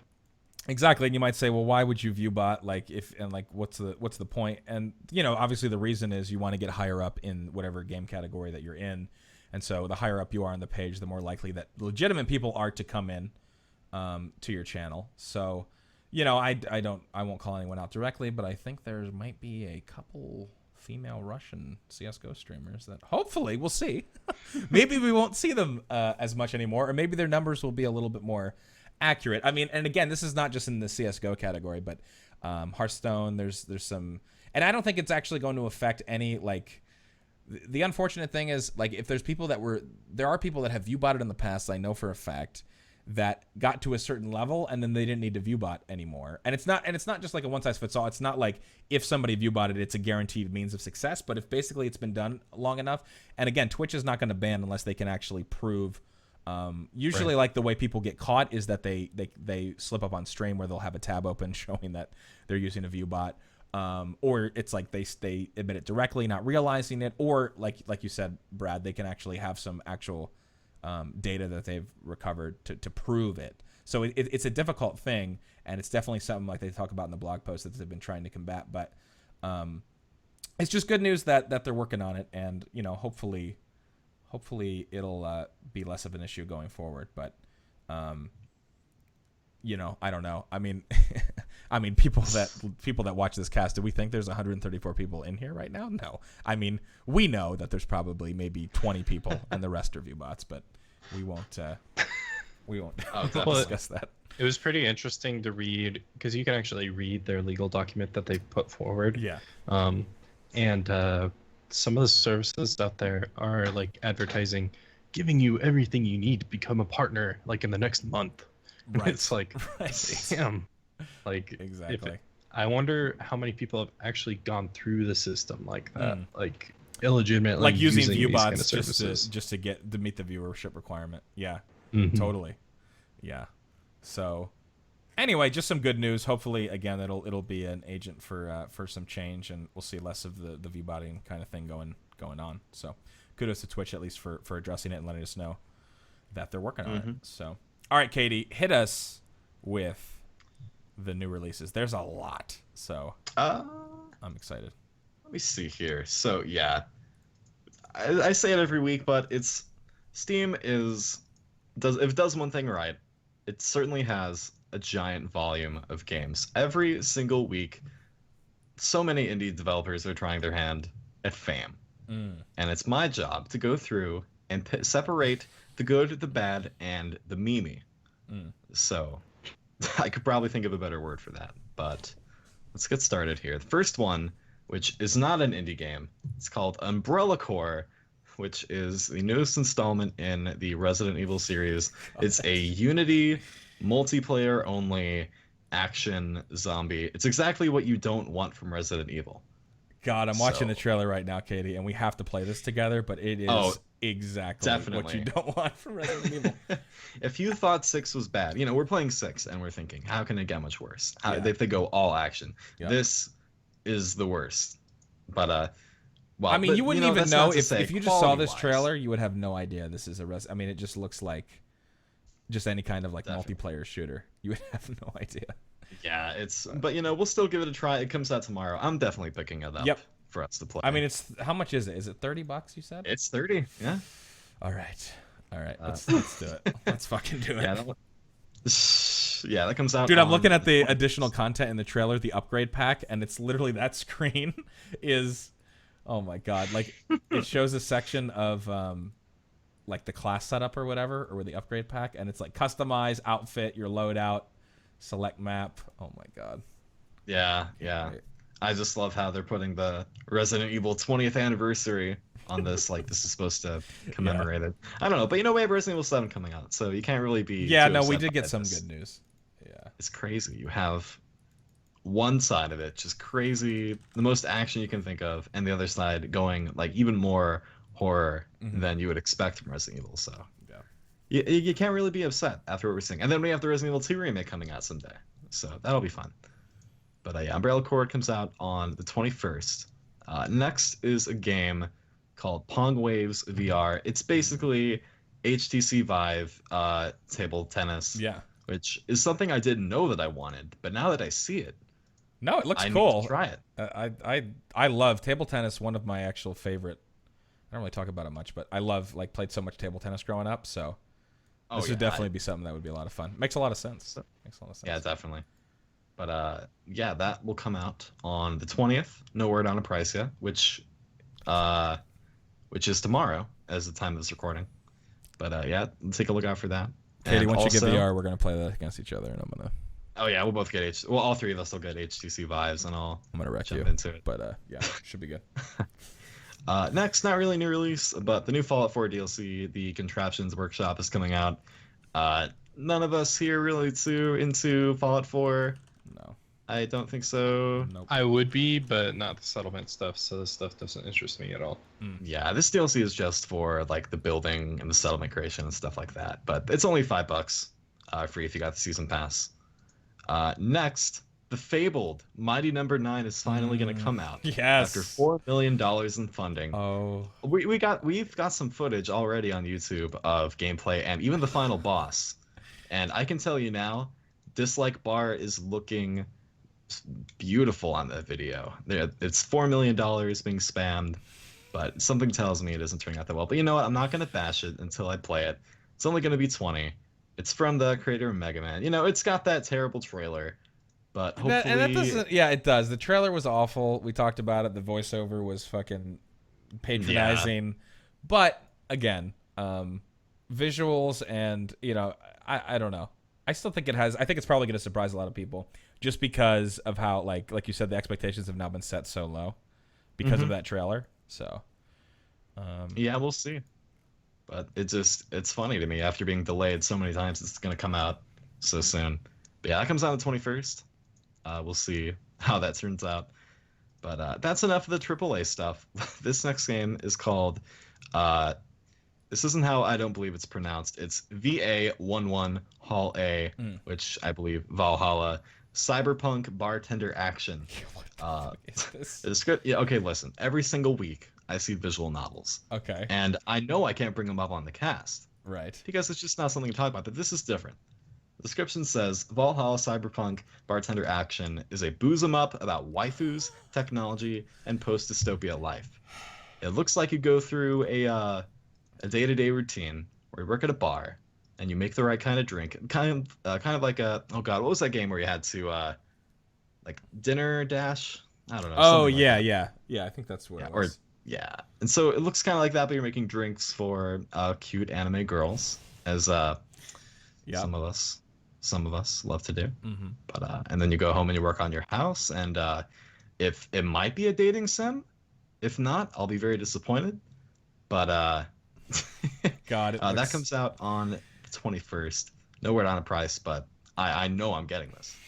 Jesus, you're what's wrong with PC gaming. God, anyways. All right, you know what? Next up, we've got a game called Semblance, which its listing on Steam is a typo, but doesn't really mean it. I don't really know, but let's see. Semblance, it's another one of those first-person adventure atmospheric games. We've got a couple of those this week. It says in the description... you wake to find yourself trapped inside an experimental machine, a machine built to simulate memories. You no longer recall why you entered, but an AI voice guides you. Trying to escape, you face memories from a past you may not want to remember, and it does look beautiful. Yeah, visually, it's actually pretty impressive. Like Soma, Yeah, I was just gonna say, I'm almost getting kind of like Soma vibes from some of the screens. Well, the plot sounds like Soma. Yeah, that's true. Yeah, but yeah. Inspired by the Twilight Zone, X-Files, Black Mirror. But yeah, that also comes out on the 21st. Keep a lookout for that. And then next up is a game called... wow, we have a lot more. Only a couple more, but we have a lot this week. Next up is Breached, which is the second first-person adventure atmosphere game. It says... It looks to be like you're on another planet and your shelter gets destroyed. It says, unveil the truth in a genre-blending sci-fi mystery. You awaken from cryogenic slumber, and you find your shelter damaged. Scavenge your surroundings, repair the shelter, explore the ruins, and find out what went wrong. So it's got it's got some awards. It's got the Player's Choice, like excellent narrative, game of show, and a few different like indie game showcases on the Steam page. And it doesn't look bad. It looks pretty polished. But that one comes out on the 22nd. That'll be another one to give a try. I see these games and I think, God, I just want to see APL play them. I just want to see on stream. Dude, I'm not gonna lie. That one Soma-looking one that we just saw discussed, I might have to try. It looks like a kind of self-contained, maybe like 3 or 4 hour experience. Judging. From, but yeah, Breach. This looks. Yeah, it does. It does look a little bit. It looks pretty polished. Again, though, God, there's so, you know what? Especially when we do the new releases, like there's, like I don't feel like there's so many, like game making is so accessible now, especially with Greenlight and all this stuff, and like being able to be like, you know, you could just, if you get enough funding, you could just make a game because engines are available. Like, is there like finding an actual original idea? Like there's a fucking bartending fucking sim. Like you know what I mean? Like, is there any original idea under the sun anymore? I mean, I'm sure there is. And when it comes out, we'll be excited. But there's just like people have made literally, and then even the genre bending too. Like there's just and blending. Exactly. There's just so many fucking games. It's like actually dizzying. I can't even keep up. You know, you say that, and then we have to talk about our next game, which is something that all three of us are going to play. Definitely. Maybe at the KBMOD Extra Life. It's called Don't Drop the Bass. It's a couch co-op, local co-op game. It looks kind of physics-based, but 4 people all hold up planks of wood, and they try to keep a fish, or more specifically a bass, from touching the ground. It looks like that might be the only premise to the game. Yes. Or bass. Sorry, don't drop the bass. Don't drop the bass. Yep. I mean, it could be bass if they could have been smart and they could have given you a fish and an actual like bass guitar or something too. That would have been kind of clever. But this actually, you know what? As dumb, as fucking stupid as this look, like I'm sure it's a lot of fun because you're right. It looks like it's physics. Anytime you're on the couch, like doing kind of co-op stuff, like we got to play this. Yeah, we got to play this. It looks good for one of those, you know, pick it up, play a couple of rounds, put it down. But yeah, well, no word on the price, and it is only in early access right now. So, but that comes out on the 24th, and that's gonna do it for the new releases. Alrighty, that was a lot of them, Katie. Thank you. Some real gems on there. Cannot wait to play Umbrella Corps with you. Oh boy. Oh my God, I can't believe I'm gonna pay $30 for that. Fuck my life. Fuck my life. All right, so we're gonna jump into some viewer questions here. The first one that we have is from Not So Ordinary Gamer, and he asks us, if Guy Fieri was a video game, what video game would he be? Valhalla, Cyberpunk, Bartender Action. Yeah, that's so I'm gonna go with. That's pretty good. You know why that's good? Because that's like again a combination of a bunch of stuff, and you know, Guy has been known to combine different food groups. Let me see if I can find his old-timey pizza roll. Hold on. Oh, God. Yeah, it has to be like a blending of a lot of different genres that probably like sound like they would be good together, but ultimately don't taste good together. There's this one PopCap game I'm thinking of that I used to play where every time you scored, you'd hear like, big money, it would say. And I just think of like Guy Fieri saying, that's like the only thing I've got going for this. But let me see if I can find it. What about you, Brad? Oh, man. Dude. Primal Carnage. Primal Carnage. Yes. That's pretty solid. That goes without saying. I'm going to link here in the chat. Again, if you're an audio listener, I'm sorry. But one of my favorite images of all time that we ever discovered was on this podcast quite a few episodes ago. And, you know, Guy Fieri has these his own, like, frozen food products that you can buy in the store. And oh, my God. So my favorite one that we've ever found, I'll read the description of them. You have to really see the art or the box to appreciate how amazing it is. But it's his Flavortown brand, old school spelled SKOOL, pepperoni pizza egg rolls. And so it's literally an egg roll with pepperonis and mozzarella cheese and sauce inside of them. And that's why like Primal Carnage, dude, it's everything you'd want in a game. Yeah, like it's got it all. So yeah, I see where you're going with that. I'm trying to think of another game that was just a hodgepodge of like old and new that ended up just being super disappointing. There's an indie game called Out There Somewhere. It's just by title alone, I can equate it to Guy Fieri. Out There Somewhere. Yeah. God. Brutal Legend? Is there a diners, drive-ins, and dives simulator? You know what he hasn't actually stepped into, as far as I know? He has not actually made his own video game. Like, how has he not done that yet? I guarantee you. Is there like an app or something? Hold on. I'm going to look up Guy Fieri video game. There has to be. It's got to exist. I'm looking it up right now. Because then that would be the ultimate answer for this question. Oh my God, he does. Wait. No way. Minute to Win It on the Nintendo Wii. No. It exists. It exists. Oh my God. Hold on, let me link it. Oh no. Okay, 36. Oh, I can Amazon Prime it. Amazon Prime it, Oh my dude. God. $12. I've seen this at work. Oh my God, the cover. The cover. With encouragement from All-American chef and host Guy Fieri, you will complete in a series of simple yet nerve-wracking games. Why is it cut off? That can lead you. Where is it? To fucking madness. Sorry, it cut off. I don't know where the rest of the fucking review yet went, but oh my God. So 36 different mini games, 10-round battle to heat up the competition, balance board compatible, whatever the fuck that means. Full character customization. Players can customize their characters to fully immerse themselves in the Minute to Win It experience. Adrenaline-fueled competition. As the prize money increases, so does the level of difficulty, making each challenge deceptively difficult. Players are sure to feel the adrenaline rush as the stakes increase each round. There you go. That's the ultimate Guy Fieri video game. I love going through the reviews here. You see it all. I'm seeing ones that say, what a terrible game, what a waste of money. And then there's one 5-star review that says, we play it every night. It mostly, it's 50%. 50% of the reviews are 1-star out of 92, but there are some 5 stars, like you said. Yeah. Oh it's man. appealing to someone. Shirley didn't like it. She said, "This is an absolutely terrible game." It sounded like it would be fun, but after going through it with the family from ages 5 to 65, absolutely no one wanted to play it. Wow. The graphics are terrible, and challenges like pulling tissues out of a box, well, my cats can do that.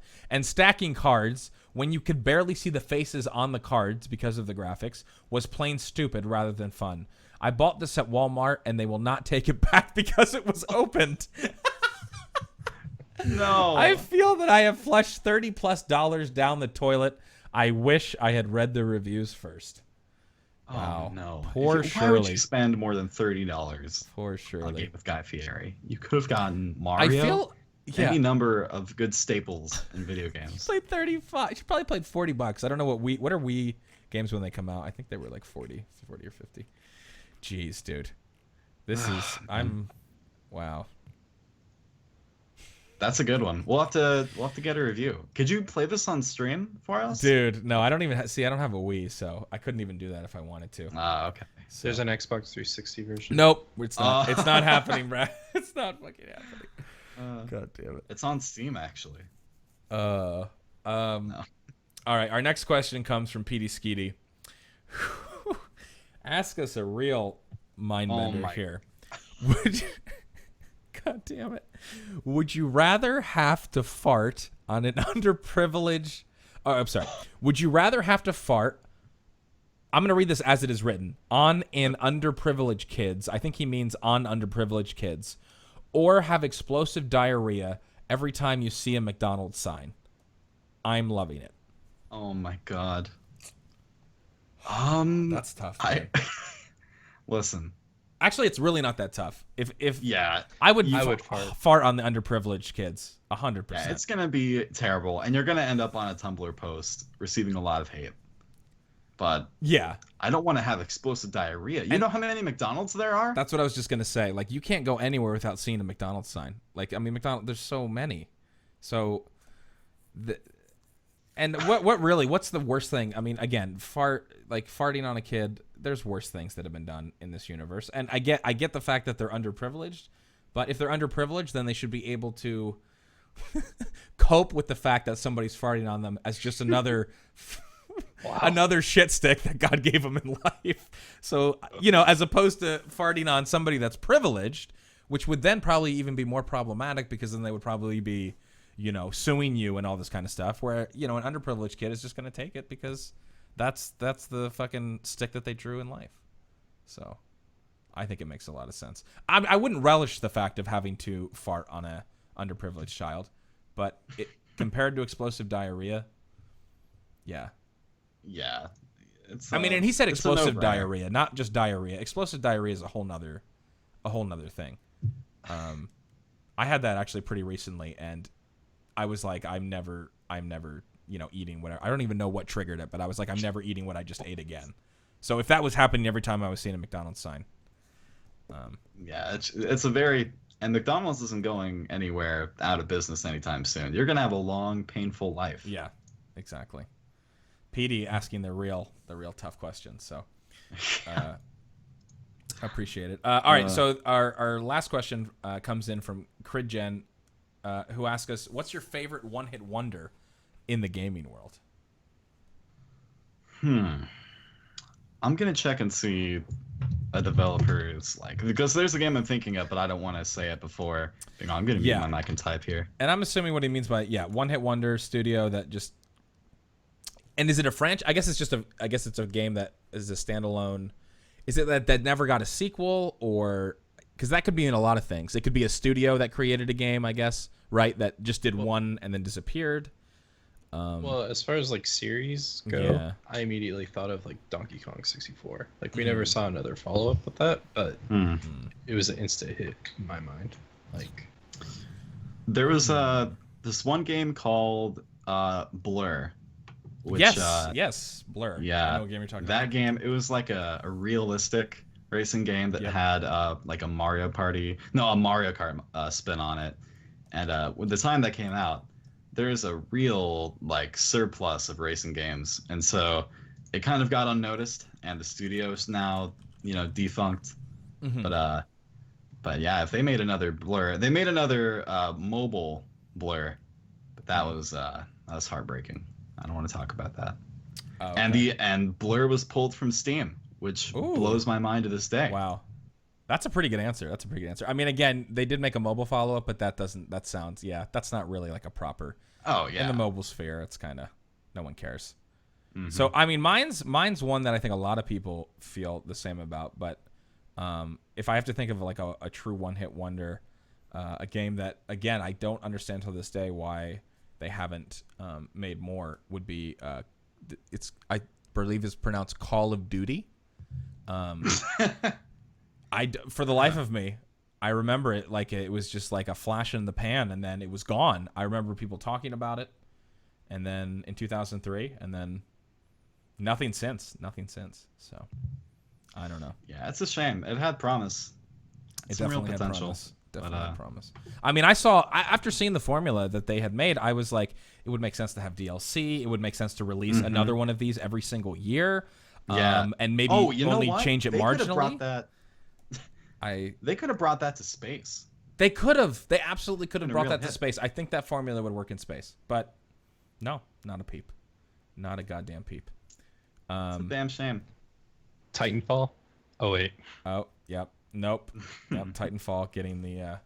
we didn't talk about that during the E3 news, but... yeah, that is back. And Titanfall, again, wasn't a terrible game. It just... Anyway, but again, I have no excitement over Titanfall 2 personally, but I don't know. Do you guys? I think the single player for Titanfall 2 looks hilarious. I was not expecting the Titan to talk to you, and the VO for it, I will protect the pilot. I will serve the pilot. I thought that was fucking terrible as well. Yeah, I thought it was so fucking cheesy. I totally agree.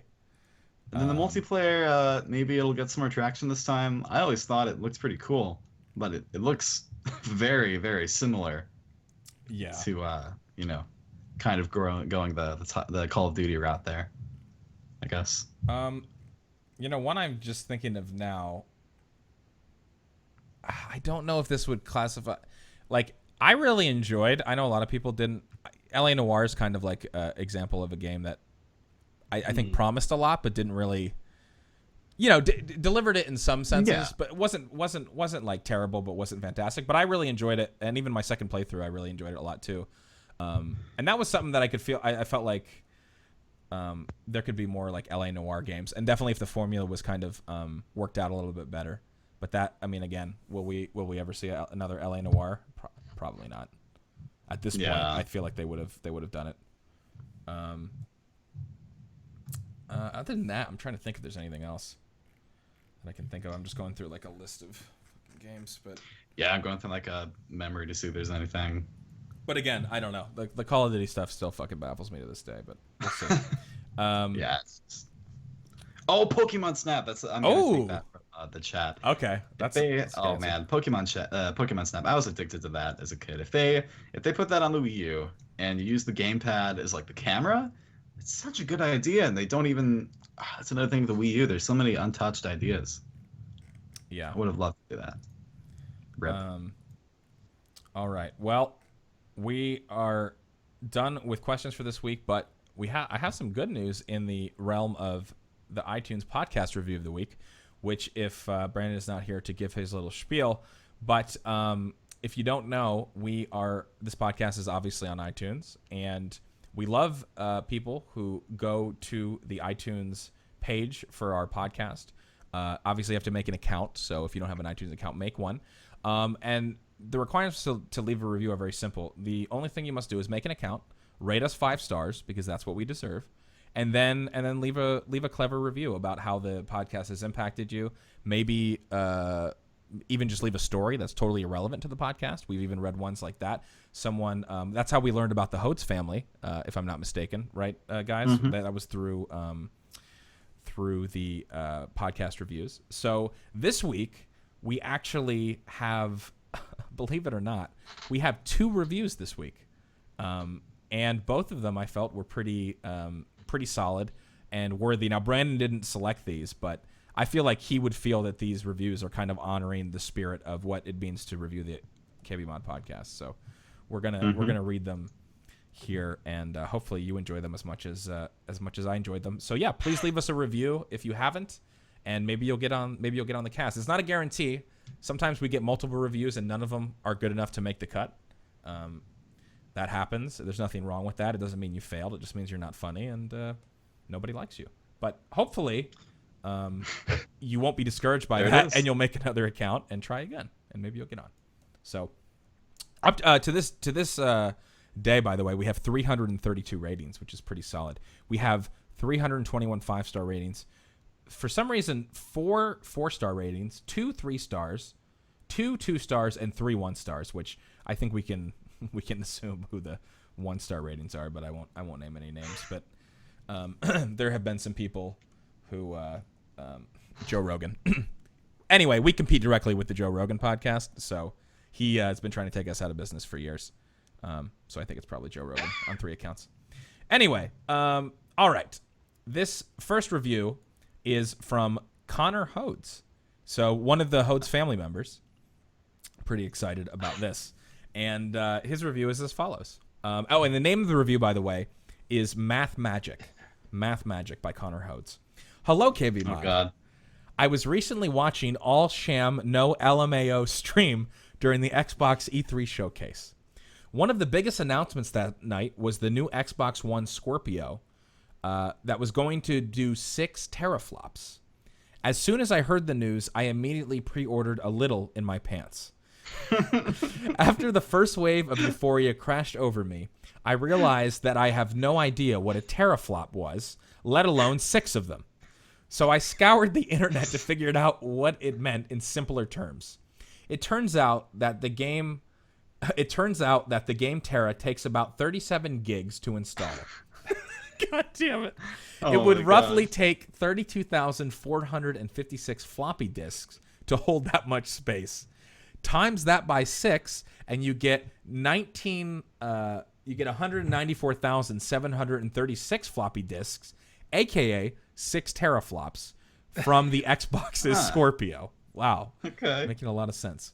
I hope this helps the general population realize just how powerful this new machine will be, and what better way to get the word out than a podcast review from Connor Hodes. So There we go. that's what I'm talking about with this. Like math doesn't lie, Connor doesn't lie, and he's doing us kind of like a service, kind of explaining why we should be excited about 6 teraflops. So fantastic review. Thanks a lot, Connor, for that, and I hope you and the Hodes are doing well. Appreciate the 5 stars and the kind words and the kind math. That was a blessing. Absolutely. So I pre-ordered a little in my pants. That killed me. It's a pretty good line. All right, and our last review, and okay, can yes. Brad read this one? Yes, Brad. Would you like to read this? Yeah, it's titled "Advice" by Colonel Cucklebert Hodes. Another Hodes member. Incredible. It's just his Connor's uncle, I believe. Cucklebert Hodes. That might be the best middle name I've ever fucking colonel. seen. Cucklebert. And he left a review saying, "You can come, but that don't make it and nut." Again, that was, well, you can come, but that don't make it an nut. Nut. And You nut can- is in quotation marks. Wow. Thank you, Cucklebert. Thank you for blessing us with this review. And he I believe it's a very true statement. Coming does not necessarily a nut make. Yeah. So, Colonel Cucklebert Hodes, thank you so much. For the wisdom. A long life in the military will teach you that. And then If you're a colonel in the military at this point, you definitely know that you can come, but that don't make it and nut at this point. and nuts. All right. Well, Oh. some good reviews this week. I'm excited. Hopefully next week we will also have some very solid reviews. But yeah, if you enjoyed this cast, and if you were a new time listener or a new time viewer, or even if you're just one that has been following us for the multiple years we've been doing this, you can always check out what we're up to on kbmod.com. We do have a website. I know a lot of people don't believe that, but we do. Occasionally there's build guides up on that website, reviews, previews of games. It happens. Maybe not as frequently as it used to, but it does still happen. So kbmod.com. Also, we have the multi-stream, which a lot of people use to be able to watch multiple Twitch streams at the same time. So definitely use the KBMod multi-stream. You can follow us on Twitter at KBMod Gaming. I am at APL Fisher. Brad is at Hutchison15.